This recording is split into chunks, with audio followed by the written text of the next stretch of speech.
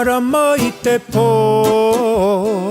tia hoi ho mai koe, hei karu mo te mata o te pō,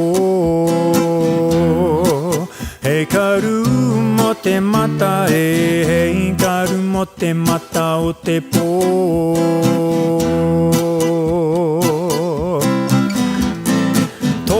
Ana te rā ki te moe e, tia hoi ho mai koe, hei karu mo te mata o te pō, hei karu mo te mata hei karu mo te mata o te pō.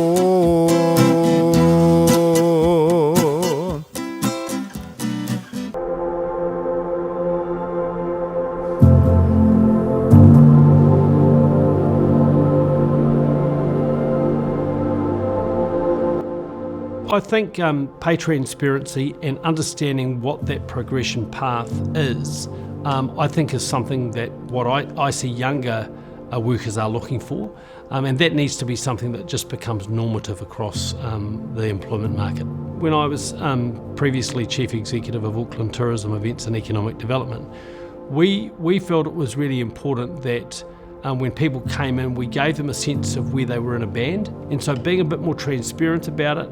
Of course, a lot of people that come into employment may not have that detailed knowledge, and that's why I think having more education for people entering the workforce around that, maybe some guides about what are the questions that you're okay to ask. Because in many cases, people are just grateful for a job, and it's not till they start on the job they realise, well, hang on a minute here, I'm doing the same job as that person, but I seem to be being paid less, or there's some sort of arrangement here. So I think equipping them with that knowledge and the right questions to ask would be a really good start.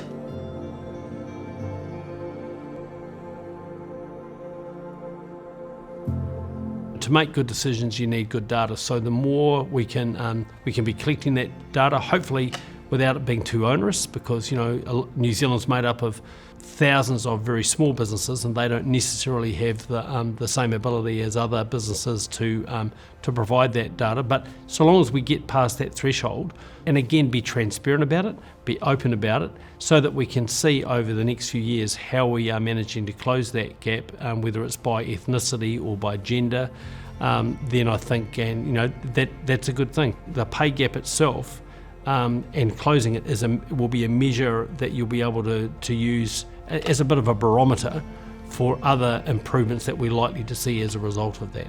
And so that's the big prize for us all here.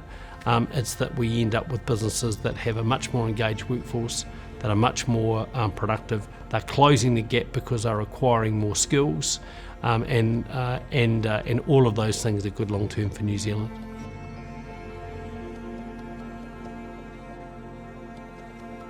I think for young people who are really accustomed to transparency and they want to see that data, it's almost essential. And I think you'll start to see sort of a differentiation between employers that are open and willing to provide that sort of information versus those that are not. So again, that's a powerful incentive. Retaining and developing people is going to be one of our biggest challenges in the next 10 or 20 years. Declining natural population growth, lots of change and disruption going on in business means that holding on to people is going to be really, really critical, and pay transparency will be a big part of that. Full information means that we can participate properly and adequately. By hiding bits of information and not knowing what the person sitting next to you is on, regardless of how long they've been there, we're not sure of what the parameters are of what we might be able to test. But if we were to go into jobs where we all knew everyone was on this much money, everyone to get a promotion needed to do these things, then it's a lot clearer. And I think we're of a generation now where people want to know, just because you've been in the company 1,000 years, we've both got the same degree, we both bring bring a similar level of experience and knowledge to a job, that doesn't mean that you get treated any differently from me. And that's what employers need to be thinking about, is how do we make sure everything is open and transparent. If we don't know what the pathway forward is, if we don't see how it's all staircased, then we're always going to be answering the phones in the call centre, and that's why the predominance of Pacific people are in the call centres. Being a politician, I know how much I'm going to be earning, I know what kind of support I'm going to get. That's in front of me. The fact that I can have that and someone going into a job can't have that shows me that we're deliberately hiding things.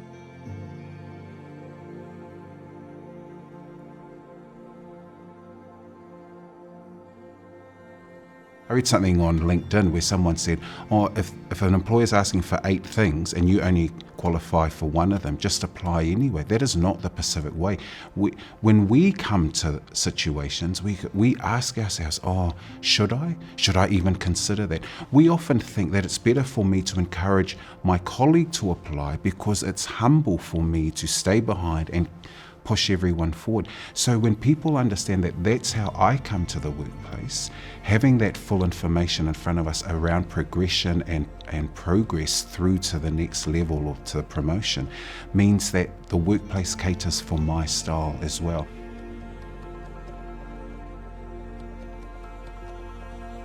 Talking money is difficult for us. We barely talk about how much money we give to churches, and now we're being asked, how much money do we earn? I'm always interested in that too, because my parents in my first jobs, they always asked me, how much do you earn? I told them without blinking.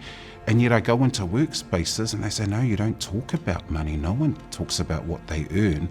And by opening all of that up for all of us to know, I think changes the game a bit. And we're comfortable around, actually, that's what I earn. We're a bit suspicious, we've got something to hide. And I think we can expose things now because it's timely we did, because then it's a fairer game, or at least it's a game I can participate in.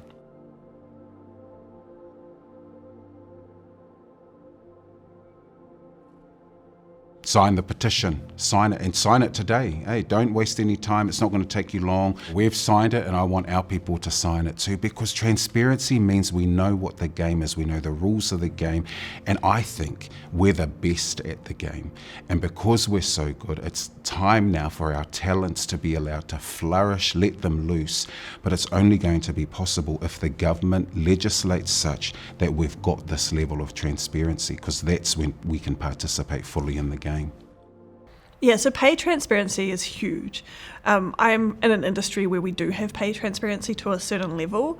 So if you're at X level, you get paid this much. What's not transparent is which level everyone else is at. And so I think what pay transparency does, it enables us to hold our economy to account, right? So if we understand how much the lowest paid person gets and how much the highest paid person gets, we can have conversations about value and what gets input into the company. So the industry that I'm in, our highest paid employee is on $790,000 a year. They're a government employee. Our lowest paid are contracted workers, and they get paid about $28.50 an hour probably. That's not including the contracted cleaners that we contract out to so that we don't have to be responsible for paying a living wage. At that point, you start to go, hang on, the people in the classrooms get paid this much, and we don't exist as an institution unless those people exist. And the person who sits at the top gets paid this much. How does that work? And so when we don't have pay transparency, we can't talk about value. We can't talk about what people bring, because if you understand how much everyone's getting paid and what everyone's putting into a business, you can have conversations about, well, what's our value base here? What's this worker putting in, and how much does that get us at the other end?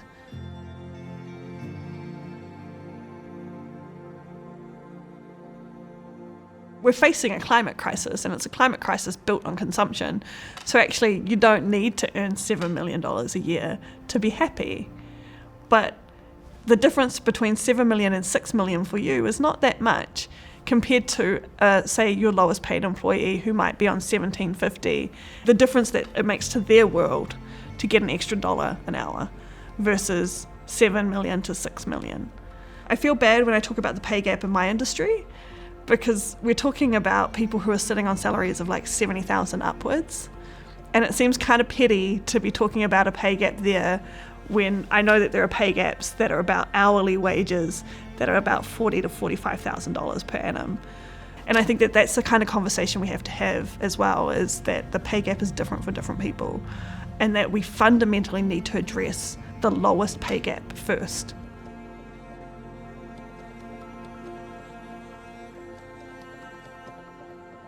We need pay transparency now.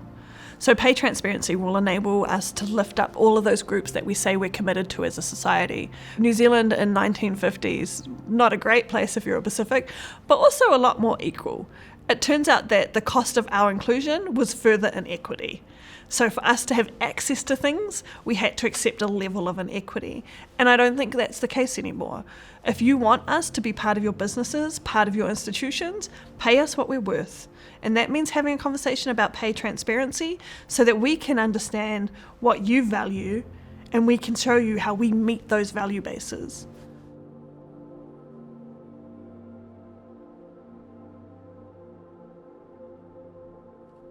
One of the things we know with research around pay transparency is that it makes a huge difference.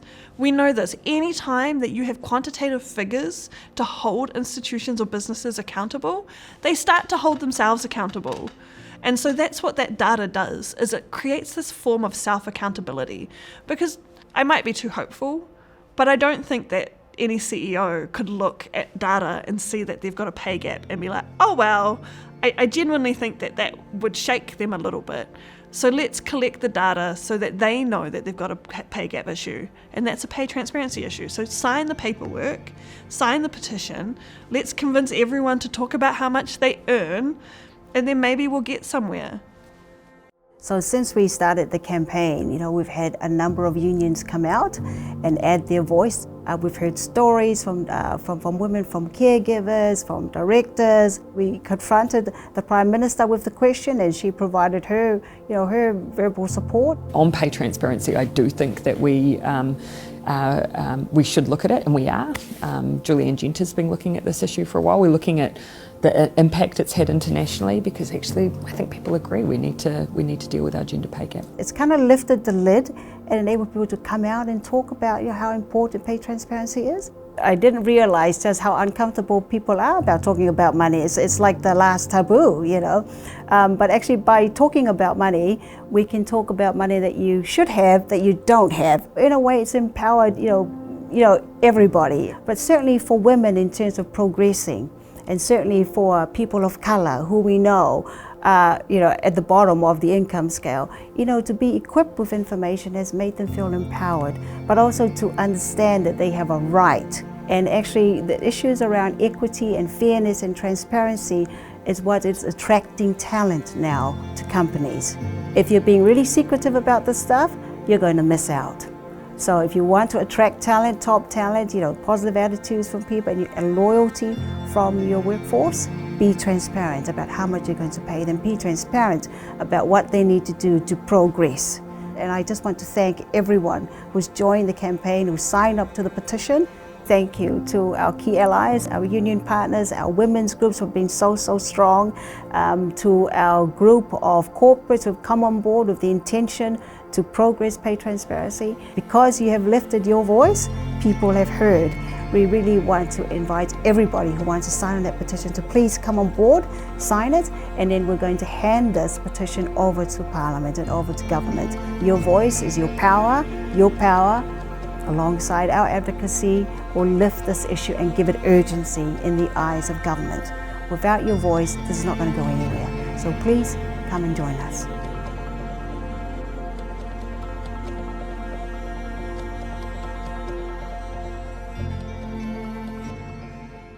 Kia ora. Welcome everybody to the Human Rights Commission's webinar on pay transparency. It's my privilege today to be assisting our Equal Employment Opportunities Commissioner, Sano Mali'i, Dr. Karanina Sumé, who I'll be handing over to in a minute.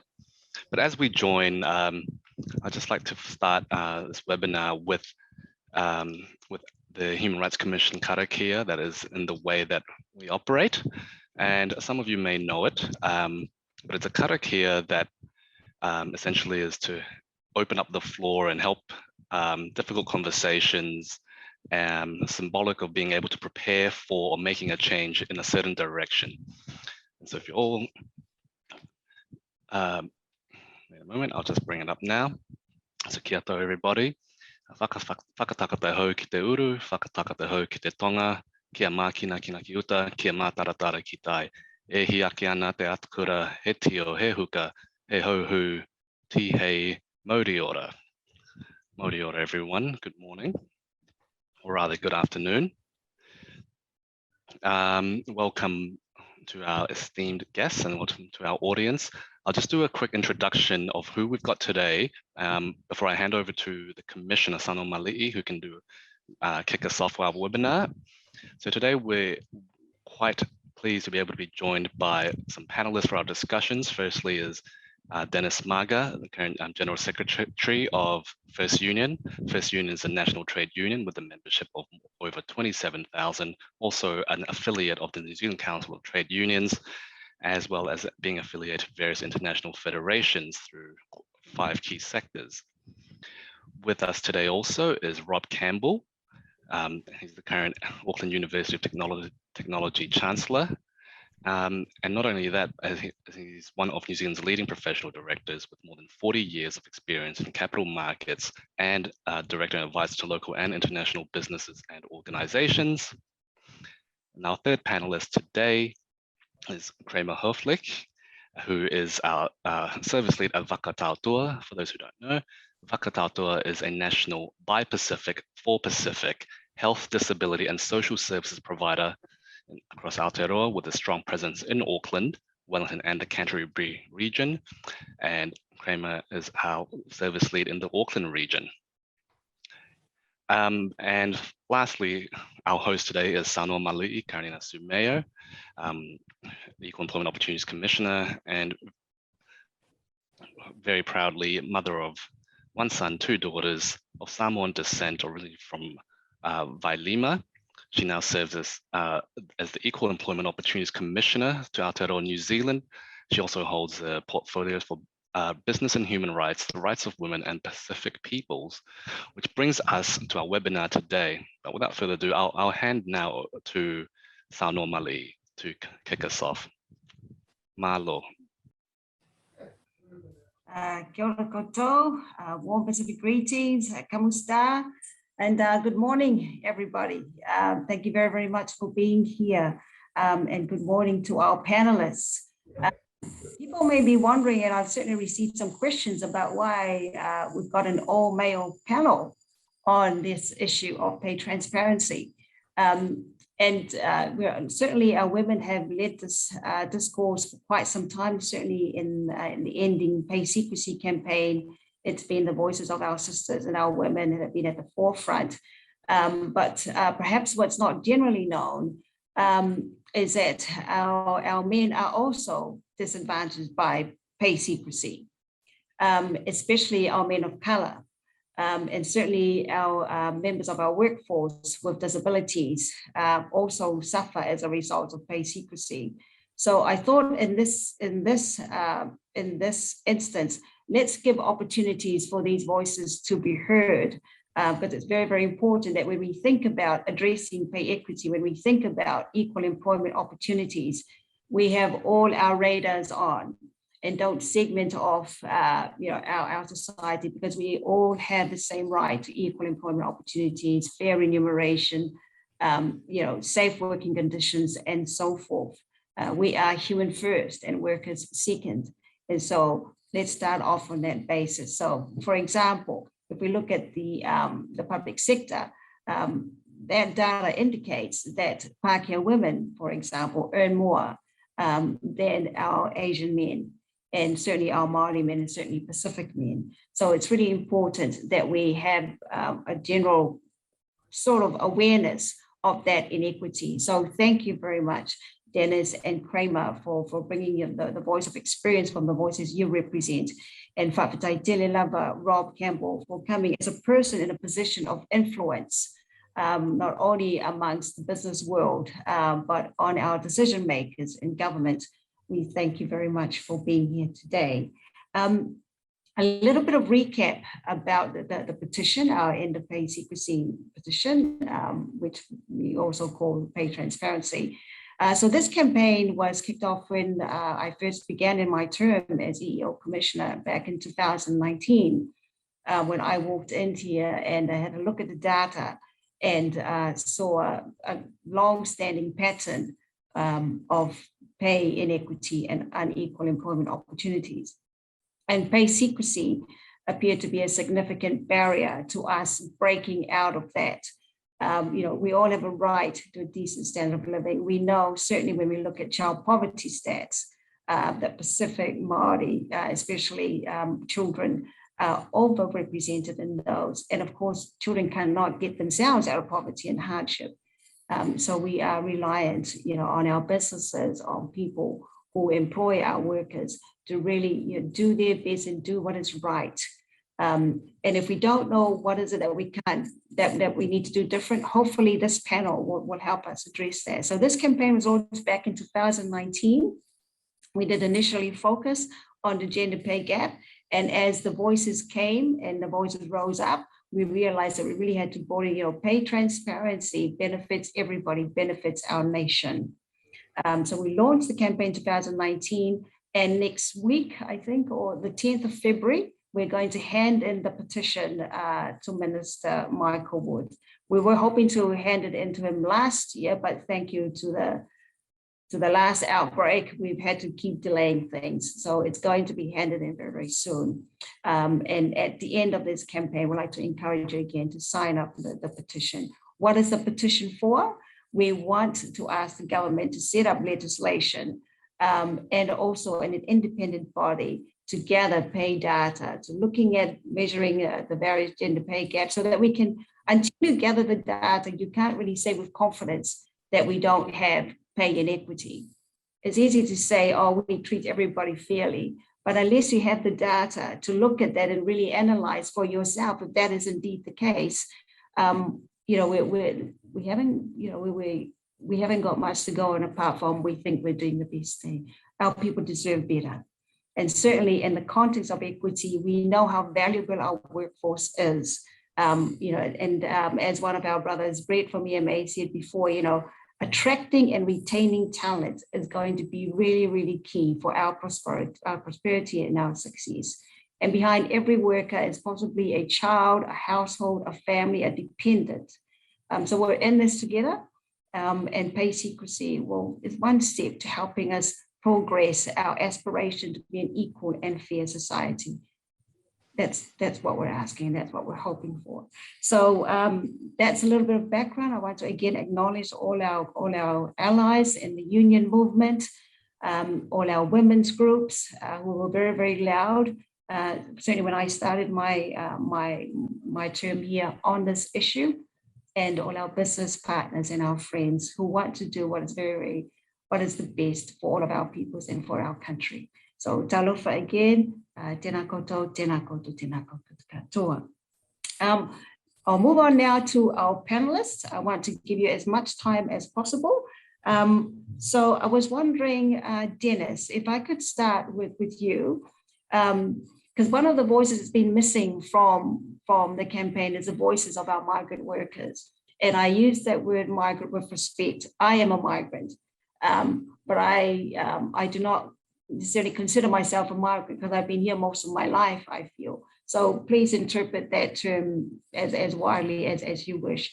What is the impact on our migrant workers and perhaps those who are new to the country? What is the impact of pay secrecy on them? Over to you, Dennis. Kia ora tātou. First, I would like to thank the Human Rights Commission for inviting me to be part of this panel. I love this topic. And as you know, Commissioner, we are quite passionate about pay gap, both gender pay gap and ethnic pay gap. And we would like to commend your leadership for this campaign because it's about time, especially under this current environment, we need to discuss about pay transparency. Now, if ever you ask me about pay transparency, what's my understanding about that? It's actually a crucial part of equation for the wealthy in New Zealand to maintain the unequal distribution of wealth. All right.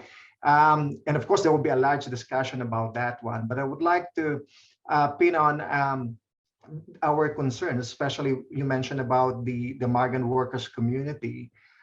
When I interacted with our migrant members through the union network of migrants, we always hear feedback that if ever they were offered this kind of salary or wages, employers have been telling them that please do not share or disclose your wages to your workmates, to your community.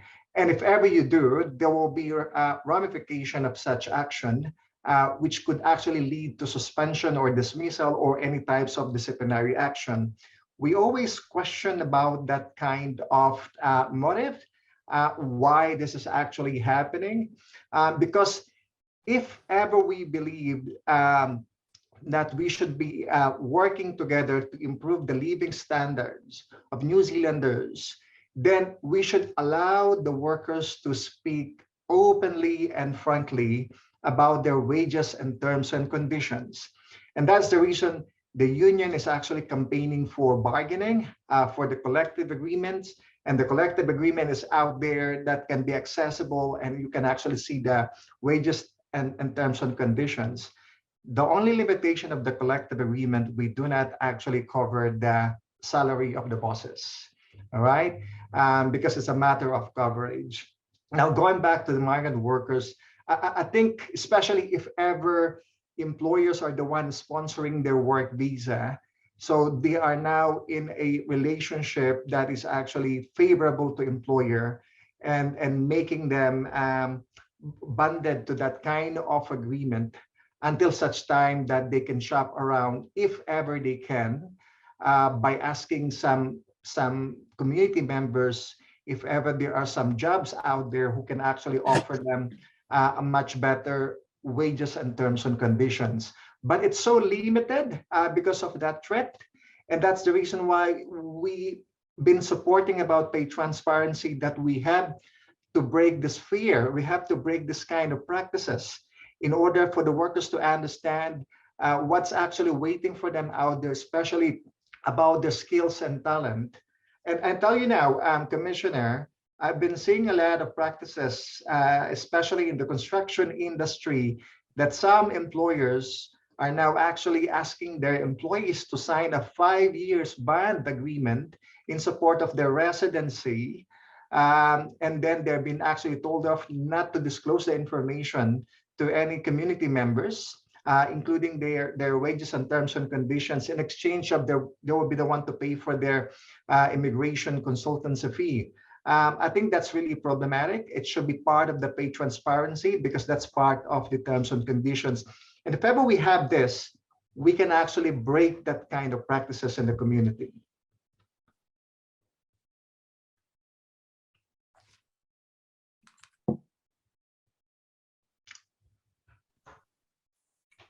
Thank you very much, Dennis, for that. That's new information that we haven't heard before. So around those new contracts in the construction sector. So thank you very much for that. We'll come back to some of those issues as we circulate.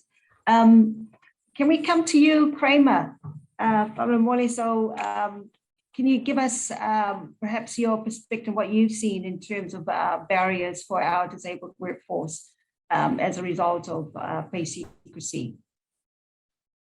Definitely. Thank you, Kirana. Thank you for having me on here today.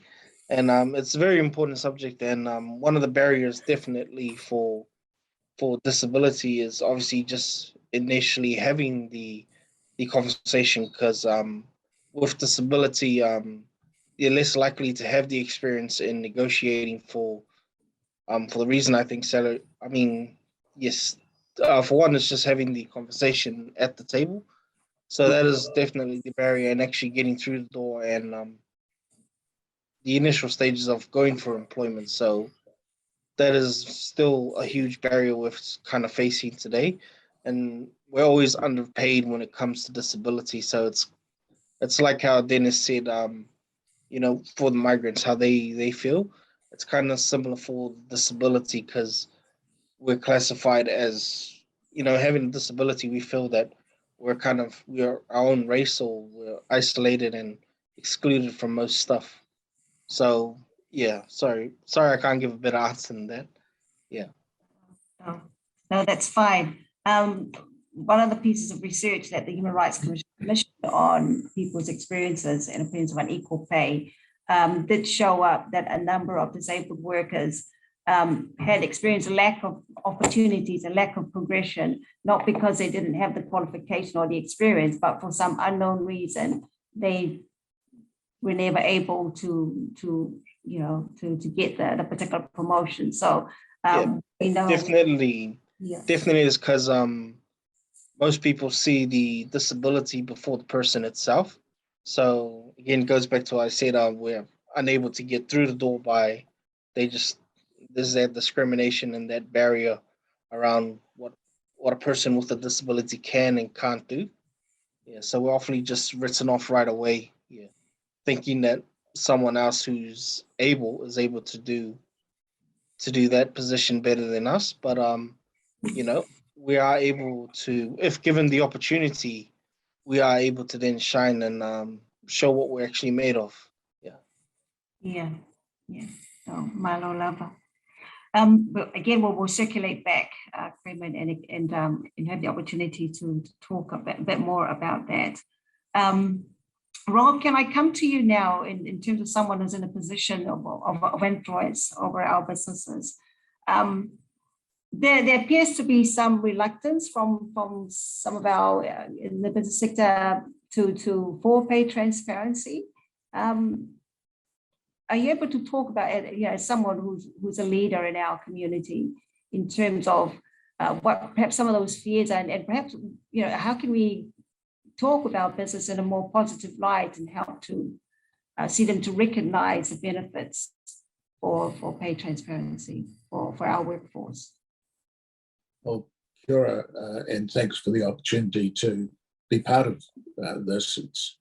It's always distressing, isn't it, to hear examples of exploitation and inequity in the workplace or anywhere else, I guess, but focusing on the workplace today. And it's important that organisations like Dennis's and the health organisations, people representing disabled workers, that they have a strong voice and have not just a voice shouting in the wilderness, but have a voice which is effective and is, if you like, at the table. So good on the Human Rights Commission for creating this opportunity, and hopefully it will lead to better involvement of organisations representing the people who are being exploited or potentially being exploited to be heard. So one aspect of that, obviously, I think, is pay transparency, and there is pushback from leadership in many businesses. One's generalising here. I do know businesses that are happy to be open about their pay structures and operate fairly and transparently, but there are clearly many that don't. And there's a number of aspects of that, I think, that it's important to say. Businesses are partly about economics, but they're also partly about power. People at the top of the business tend to get paid more, but they also have power and influence and prestige and a variety of other things. And there is a tendency in organisations to hold that. And there's a saying that information is power, and there is logic to it. And so there's no question that the people in the leadership of the business know what people in the business are being paid. Problem is the people in the business don't all know what is being paid. So that in itself is an imbalance and an inequity when the managers know something that the other people don't necessarily know. Obviously, that's one of the cause of an imbalance. So I think power and influences and the unwillingness to give that up is part of it. I think also for people in relatively senior positions of business who are paid multiples, often big multiples, of what the average or median worker in a firm is paid. There is a little bit of guilt about their position. They may not experience it as guilt, and they will convince themselves that they are worth 10, 20, whatever the number of times it is, the average wage that they pay. But I always think there used to be a slogan in the working class movement of from each according to their ability, to each according to their need. And I think we've sort of replaced that in our society. We still get from each according to their ability, but we to each in accordance with the agreed more often than their need. So that's a part of our society and a part of our organisation of business which we need to address, and we can only do that if we're open about these things. If the facts are hidden, it's very hard for other people to have a discussion about it. And Dennis made the point earlier on, and it's a strong point, that unions and collective agreements, then known as awards, used to be very transparent. Everyone could have a look at what a carpenter was paid. They might be paid more, but they wouldn't be paid less. And so you knew what the rate for the job or the minimum rate for the job was. We have lost that, and we lost it in favour of a myth that individual employees could negotiate the terms and conditions of their work equally with their employer. Now, that was always a fantasy, and it's been shown increasingly to be a fantasy, so that you now have, as a result of this imbalance, there has been an increase in inequality, but equally there's an increase in uncertainty, in that people don't really know what others doing equivalent jobs are paid. It's a lot harder to find out. And I think that does again lead to inequality getting entrenched. So I think it's quite simple. If you don't believe in inequality and the opportunity to increase inequality, then you really have no option but to support pay transparency. I do. I know many other people in senior positions in business do too. But it is hard to shift, partly because of that power and influence thing, but also partly because the people in middle management see this as a privilege or a right that they have to manipulate the workforce, to manipulate the way they pay and reward people, that actually doesn't have any direct relationship with the interests of the firm. They're probably meeting a KPI, a key performance indicator of what it is they're expected to produce. They seek to do that in any way that they can, and having a split and divided and ignorant workforce about pay issues is obviously an important tool for those people. Whether that really serves the interests of the business looked at from the top level, I think highly moot. Probably not true in many instances. So that's the mess. The best way to cut through a mess is to shine a bit of light on it. So I think the more that the Commission and the rest of us push for pay transparency, the more likely we are to be able to have serious conversations about inequity at work. Not all levels of Robbie raised a lot of issues and pointed directly, some of them, to our leaders in business. And some decisions have to be made. I just wondering, Dennis, did you want to respond to what Rob said concerning the collective agreements? Or Well, I totally agree with Rob. Ever since when the Employment Contest Act 1991 was introduced, it actually railroaded the number of collective agreements in the country. It lost the union to ability and cover more workers, but limited actually the scope. And that became actually problematic. So we are now trying to bring it back by introducing the Fair Pay Agreement. And one way actually to address this inequality, but that's not going to be enough. And we totally believe that there should be actually pay transparency. And the other point I would like to pinpoint based on what actually Rob raised is that the power imbalance is actually out there. It's very evident. Remember, if ever you look at the salary of chief executive officers in this country, they're earning actually 40 times higher than the median wage, or sometimes 50 times higher than their workers. So I think there will also be some hypocrisy if ever this will not be exposed because of the pay transparency. So some of the business leaders might actually feel this as a threat, but some of them might actually welcome this because that's also the way we can also look at the market. Because right now, when you say, what is the market rate? It's always a highly debatable topic because it depends what economic gauge that you actually use to determine the market rate right now.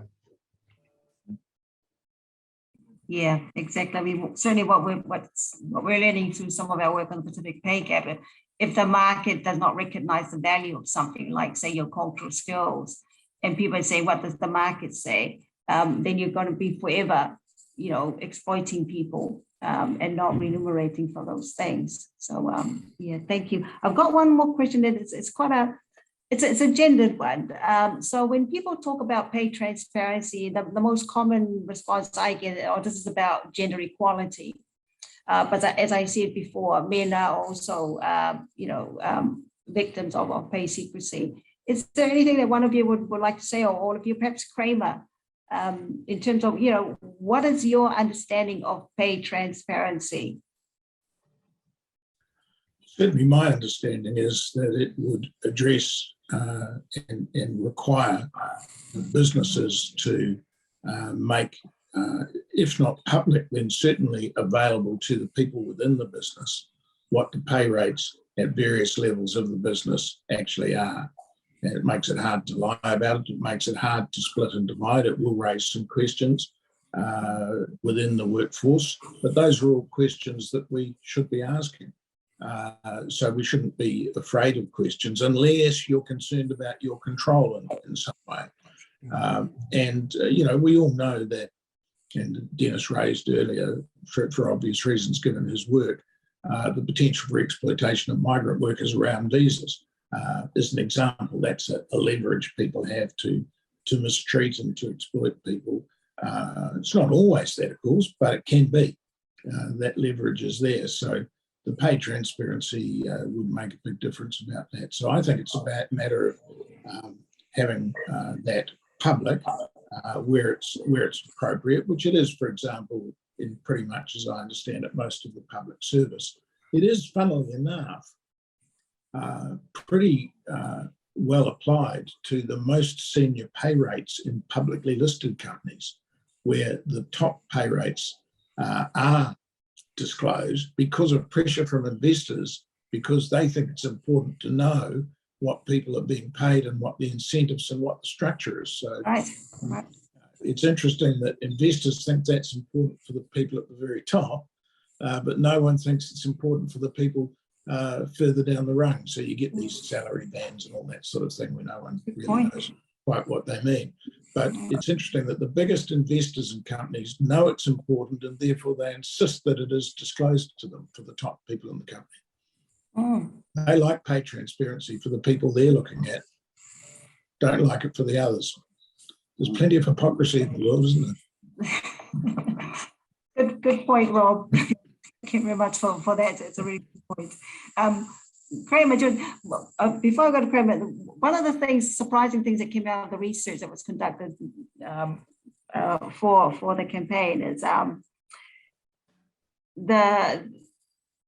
the rate of negotiation of pay between men and women actually isn't that significant for those over 100K. It was 26% for men and 20% for women, whereas people thought it was quite normal for men to be negotiating pay.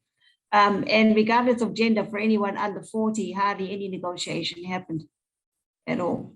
So, that's quite interesting. But Kramer, you're about to say something. Oh, yeah, I was just to answer the earlier question that you asked before. My understanding of pay transparency is it's about opening up the conversation around people's value in the organization or workplace so that others aren't at a disadvantage. And it's not necessarily about telling others your salary or however having salary bands available is when requested, if they aren't already on the job advertisement. So that everyone is paid equally, or during your annual pay review. Yeah. And from my understanding, the company or the organization I work for reviews salary band annually, and they're included in the recommendation letters. Yeah. Right, so it's quite open in your particular agency, and it's on the ads, do you say? Yeah, definitely. And, it allows for a great workplace, and, not most people don't even get the opportunity to negotiate their contracts or their pay salary. So it's really great having an open system. Yeah. Yeah. Okay. Dennis? Yeah, I think if ever you look at, for example, the situation of men, you cannot separate about the jobs that they have and the position in the company. It's a matter of whose hands are dirty and who's actually sitting in the offices. And I've seen that a lot. And if ever you look around, for example, you go to patrol stations, what are the faces you can see there? You go to hospitality, you go to supermarkets, but once you go to the offices, who's actually sitting there? So it's just a matter of the brown people always see there doing the hospitality and the low paid jobs. And you can see that those ones who are especially the back end men and women are getting favored on the top positions. I'm not saying that this is actually about race, but however, the way it is being actually looked at, especially by looking at the structure of the company, that is also an eye-opener that we have to look at what are the opportunities for those who are not in the same color and for those who are not actually physically the same people actually doing that kind of job. I think that's a conversation that must have. The good thing about the pay secrecy is that some other companies are just investigating about the positions of women in the job, and they are quite contented with that kind of research. We believe that it is not enough. But if ever you investigate the pay or the pay transparency, there are many interfaces that you will discover there. For example, who are doing the low pay jobs, who are actually getting the opportunities, and you will find out about the number of Maori women, Pacifica women, Maori men, Pacifica men, migrant workers, or former refugees. That will become an eye-opener. And that's why we are actually quite supportive of, not quite, we are totally supportive of this pay transparency because it will address a lot of concerns in the workplace. So we're talking about reporting of the pay, making visible the pay, as Rob had talked about, and as Graham said, but we're also talking about making visible data around the data about the workforce, like ethnicity data, things like that. Because otherwise you can't, so I find that it's normal, if I can use that word for now, for businesses to collect sex data. It's really sex data as opposed to gender data. But there's a bit of discomfort, or it seems too hard to look at collecting disability data or ethnicity data. But I find that without the data, having the pay itself will take us some way, but understanding your workforce will require us to go that other extra mile and look at collecting, such data as ethnicity data. So we can look at who's getting the progressions and, and things like that. So, but yeah, thank you for raising that. Now, Ned. It's interesting, Carolina, it's interesting. Go ahead, Rob. Yeah. Sorry, I didn't mean to interrupt you, but it's interesting, isn't it, that people will say, oh, we can't collect that data, or, we don't really know, or it's a matter of privacy.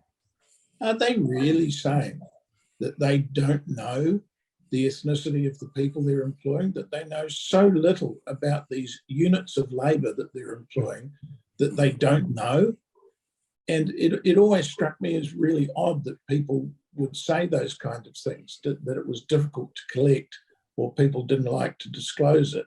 If your managers, your supervisors have anything like a human-to-human relationship with their workforce, they will know roughly how old they are. They will know whether they're disabled or not. They will know whether they're male, female, or some other gender. They will know what ethnicity they are. So it's simply not true. They don't want collected and exposed. It simply can't be true that companies are so blind to what the true humanity of the people they employ are. Can't be true. It's certainly something that comes up often. And then the other thing that comes up, but it's not mandated.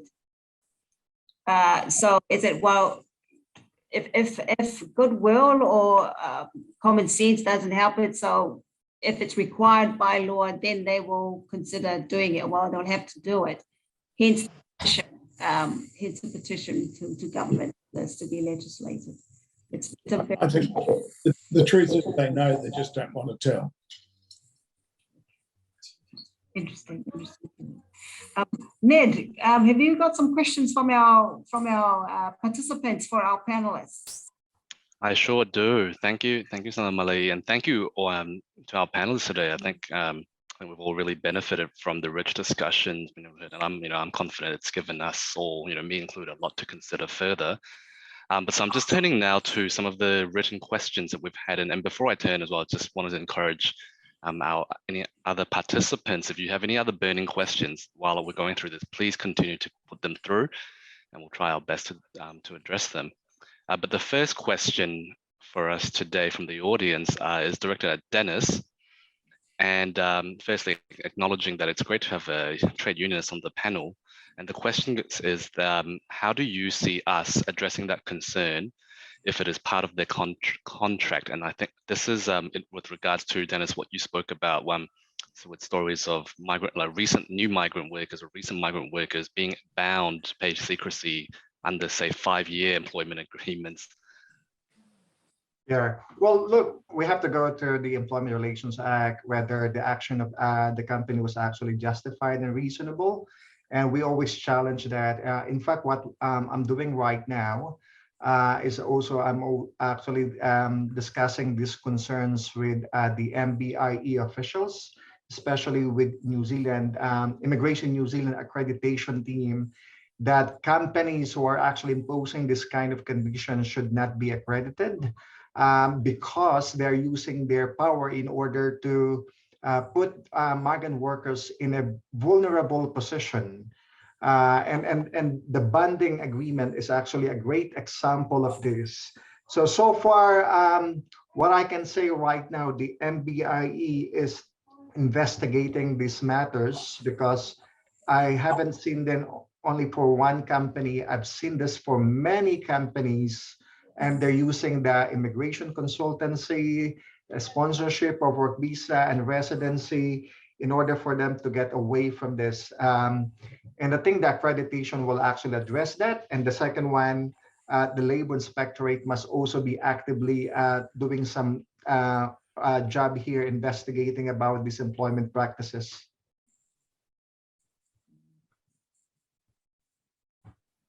Thank you, Dennis. That's great to hear. And I think what I really liked how you're able to discuss sort of the shift in thinking that it's acknowledging some of the conversations as to whether this is an individual person's issue to deal with, or whether it's something that is part of a larger systemic thing. And it's great to hear you're doing that.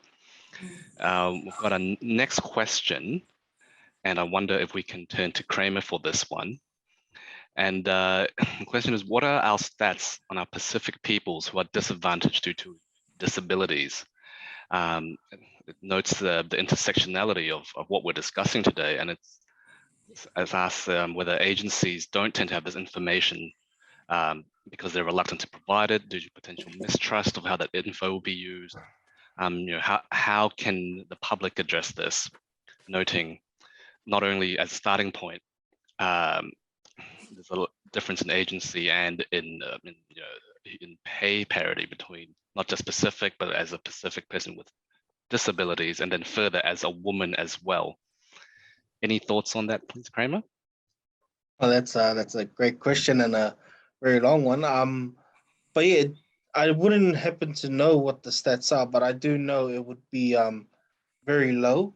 Only because going back to the stats and the data, it's for disability, it is again another barrier, because when going into employment, many of us with disability actually don't actually tell our employer, we actually have a disability or have this impairment, because that there's already a red flag and it writes us off. So yeah, it would definitely be low, and it would be something I would encourage people to look into, because it does need a lot of work around. Yeah, so that would be my answer to the question. Yeah. Thank you, Kramer. And I think it's a recurring thing everyone's talking about, right? How, well, we can't really report accurately when we don't even collect the data. Yes, that is correct. And our next question is sort of, I suppose, to anyone on our panel who would like to address this, and it's how would you deal with finding out that a colleague that you're on par with is being paid significantly more? And I might turn to perhaps like to hear from you, Rob, from the business perspective. It'd be really good to hear. Well, honestly, I'm probably the worst person to answer this, because I'm paid too much anyway in most of the roles that I'm in. So if there are people paid more, they're certainly being paid very well. But I think the way that it should be dealt with is that we should be able to have open person-to-person communication about those things. So I would talk to the person concerned first and say, hey, look, I understand this is the case. Do you know why it is? What is it about? You may find out that there's a legitimate reason for it, or you may not. If you don't, I think you should certainly raise it with your employer. There are risks, obviously, in that, but not speaking up seldom solves any problems of this kind. So I do encourage people to have the courage of their convictions and to speak up. Now, acknowledge that's easy for me to say, but it still is important that they do. If you are in a unionised situation, then obviously Dennis and his colleagues can help you. Yeah. Look, I think for that question, there is no straightforward answer, because depending on the practice of the company and what it says in the individual employment agreement, that's going to be the terms and conditions that individual employee must look at. For example, is there a performance pay appraisal set out by the company? Or is it because there's some company policy? For example, if ever you get disciplined, then you will not be able to get the pay increase for the year. So there are many circumstances that we have to consider. However, in our experience, if ever, for example, a person, like especially in the case of migrant workers and former refugees or settled communities, if ever they were not getting a pay rise and there was no explanation about that one, and they're seeing their colleague actually getting a pay rise without even a single explanation from the company, I think there is actually a case for that worker to raise that issue, like what actually Rob had said, whether they are being discriminated against or being just taken for granted in the workplace, whether they are being targeted for their race. I think this is a legitimate concern that must be raised with the company. Can I just jump in, Ned? One of the things that came out of the research that I mentioned before, very few of people who discover that they've been paid differently to someone else, not because of qualification or skills, but for some unknown reason. Still, only a small proportion actually, raise it formally. They'll talk to family about it or colleagues. But in particular for migrant and Pacific workers, so perhaps Dennis and Kramer, if you'd like to express, there's a fear. They don't want to upset the manager or the supervisor, or they don't want to be rude or inappropriate. Is there a cultural element in some of the reluctance for some of our non-Pākehā, non-Māori workers to come forward when they discover this? And I mean, because they feel terrible about it, obviously, they feel undervalued, but they sort of endure it because they don't want to have consequences fall upon them if they raise their voice. What can you say to our people to help them rise up from that fear?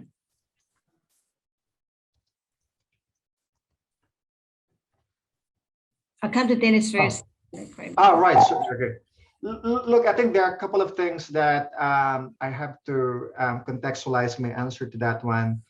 Many migrants coming to this country, one, they don't know what the employment law is. And that's why they're not speaking out, because they're afraid about the ramifications, especially sponsorship of visa. The second one, they also brought their old culture, especially the debt and gratitude. They are really actually, put it this way, pleased that they were able to come to New Zealand and work here. So they find it really, they're lucky that they were able to work in New Zealand.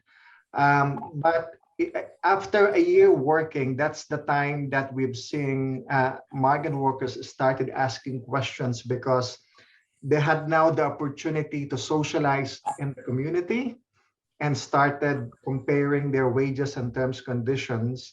And that is only the realization for them whether they are actually being paid less and they're not valued accordingly. So they see their value once they've been here for quite some time. But I think in the early stage, they're afraid because of the power imbalance, especially the immigration staff, the immigration concern. And I think this is the reason why many advocacy groups out there are calling for the coupling of visa from the employer in order to remove that kind of relationship.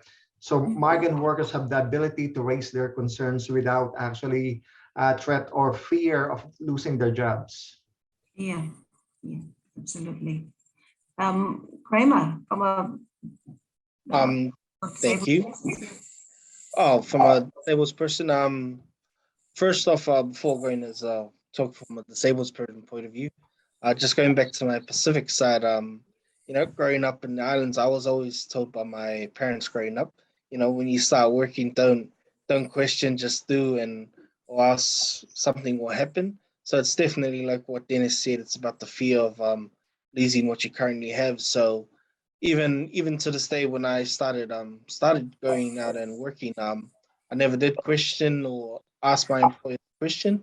But recently I've learned that within the organization and workplaces, there are structures in place for employees there to actually have these conversations. So it's important just to go up to your team leader or your manager and then not go straight to the top, but just slowly work your way up and just initially have the conversation with your actual team leader or manager. That way, it starts traction and you won't get in trouble.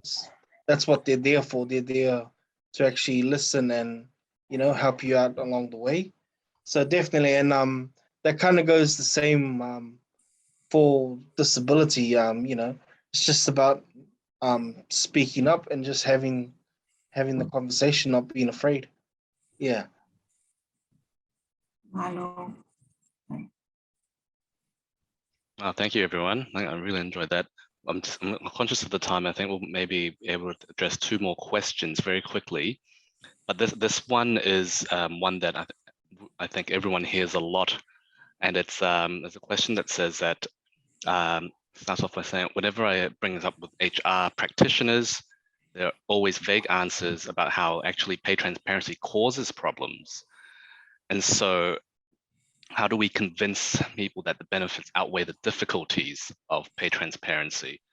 Some of the excuses we often hear, or the answers we often hear, is how we don't want to cause resentment, or we just want to keep everyone sort of happy and not having to think about these things. I think if any of the members would like to address that question, that'd be great.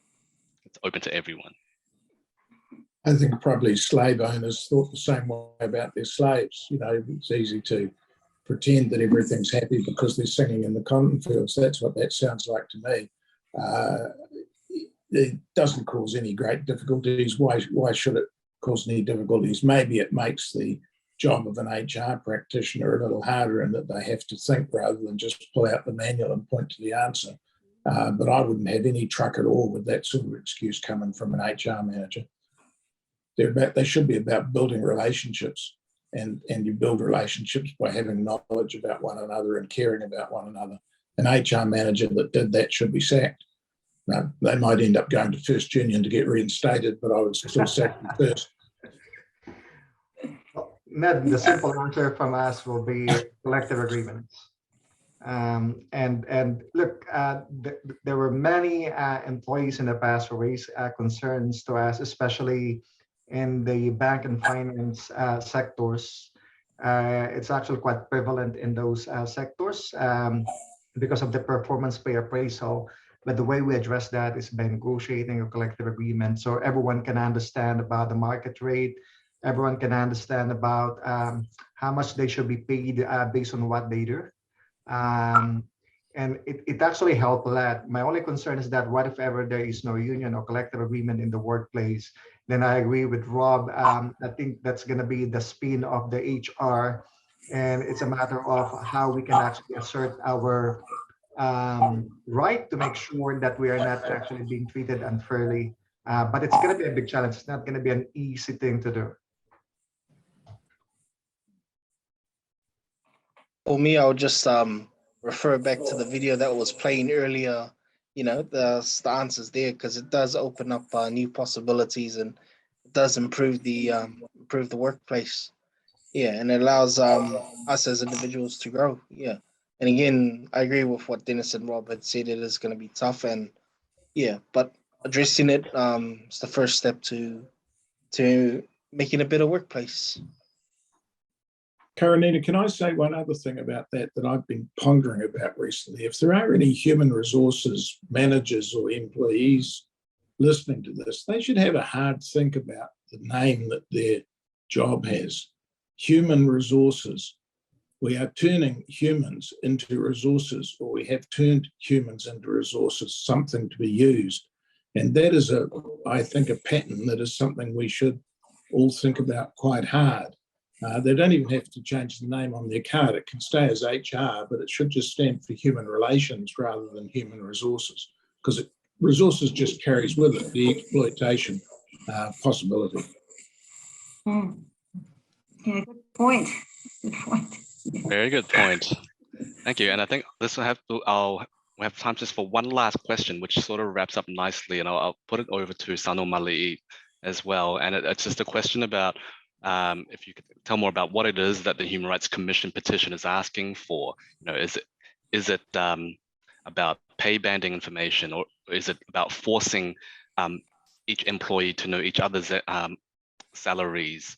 So I think for now, that'll be our last question. I'll turn it over to you, Sano Mali'i, to answer that, as well as summarize the discussions today and sort of nicely wrap up with essentially, yes, what it is that the work that you're leading and how people can get in on it. Over to you, Sano Mali'i. Yeah, I mean, to put it simply, we are wanting government to legislate for pay transparency.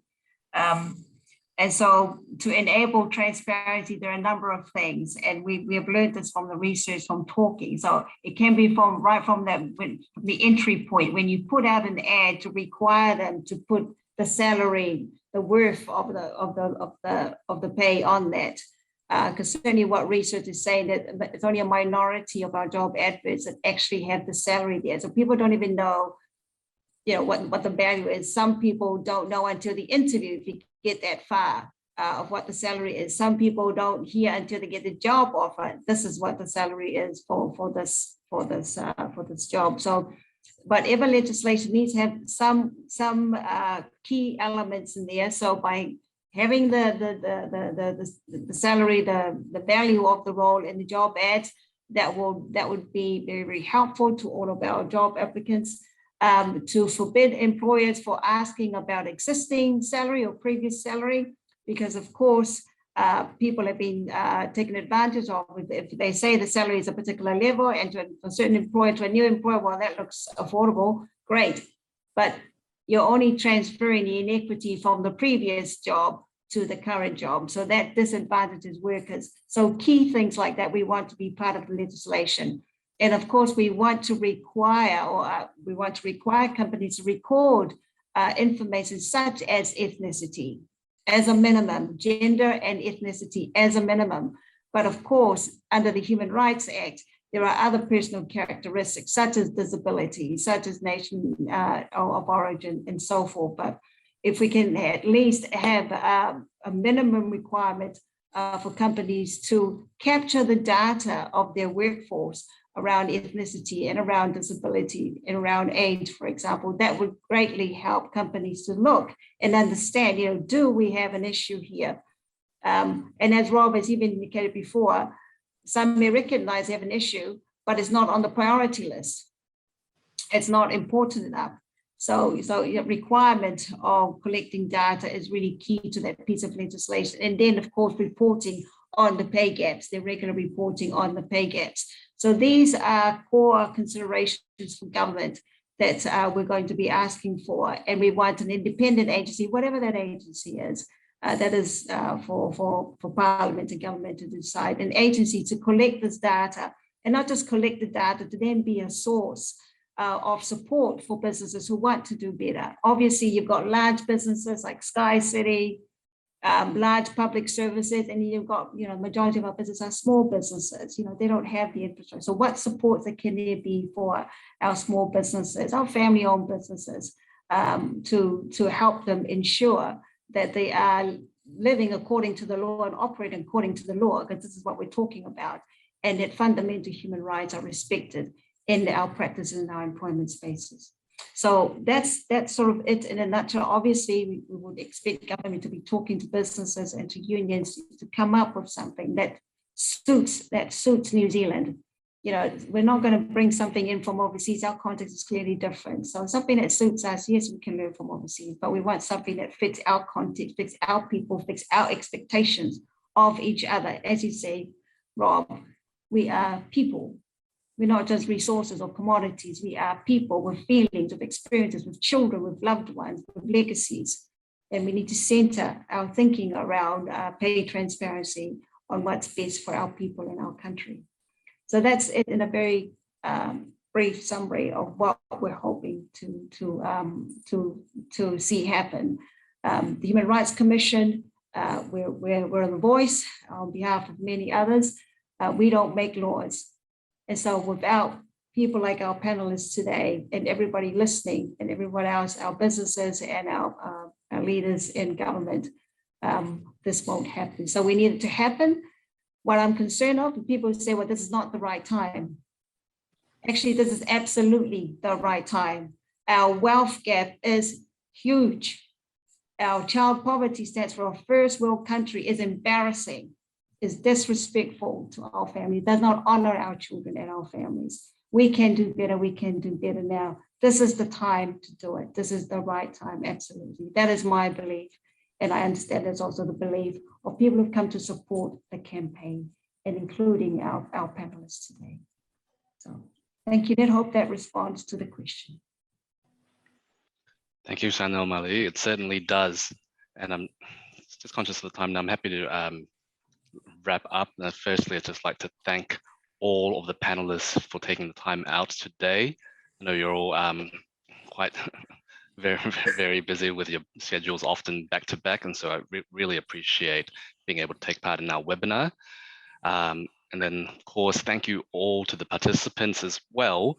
Part of it is of our work is wanting to engage people with the kaupapa who are as interested as much as possible. Some of you may have just seen the latest published inflation rate is now at 5.9%. So it's very timely that we're having this conversation about what's going on with pay. And before I close, I'd just like to reiterate that if you all want to go over to continue supporting the work of our petition, please, you'll see on the Eventbrite page that links you to this, that we also have at the bottom the link for those who want to sign the petition for pay transparency and the ending of pay secrecy. And of course, as is custom, where we opened today's webinar with a karakia to discuss things that many will consider as tapu, also close with our Human Rights Commission karakia, symbolic of closing up space so that we can all go a bit more peace and a bit more closure throughout our days. Kia tau te rangi Māria ki runga tātou katoa. Ruia, ruia, ruia. Ruia ki runga, ruia ki raro, ruia ki waho, ruia ki roto, ruia ki uta, ruia ki tai. Hu ana ki te rangi, turu ana ki nuku. Nā kua tau, kua mau, kua ea. Tihei mauri ora, everyone. Thank you all. Ia manuia. Safe one.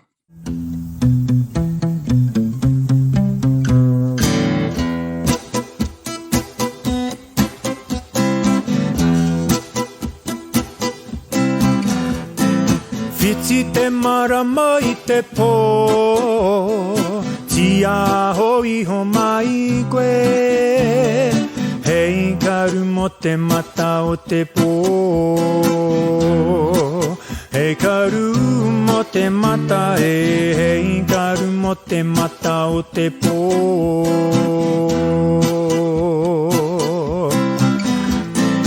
Tō ana te rā ki te moe tia hoi ho mai koe, hei karu mo te mata o te pō. Hei karu mo te mata hei karu mo te mata o te pō.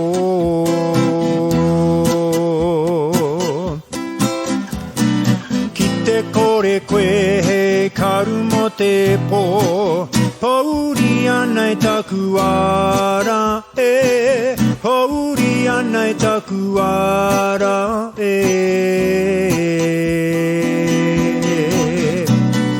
Hoki ana aho ki te moe e, tia hoi ho mai koe, hei karu mo te mata o te pō. Hei karu mo te mata hei karu mo te mata o te pō.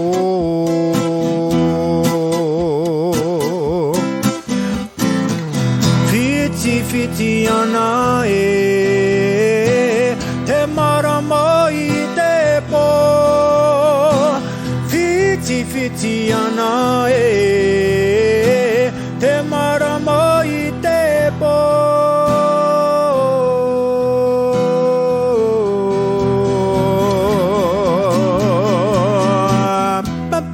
Pam pam pam pam pam pam pam pam pam pam pam pam pam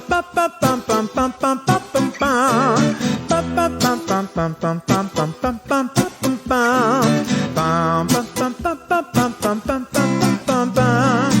Hei karu mo te mata o te pō.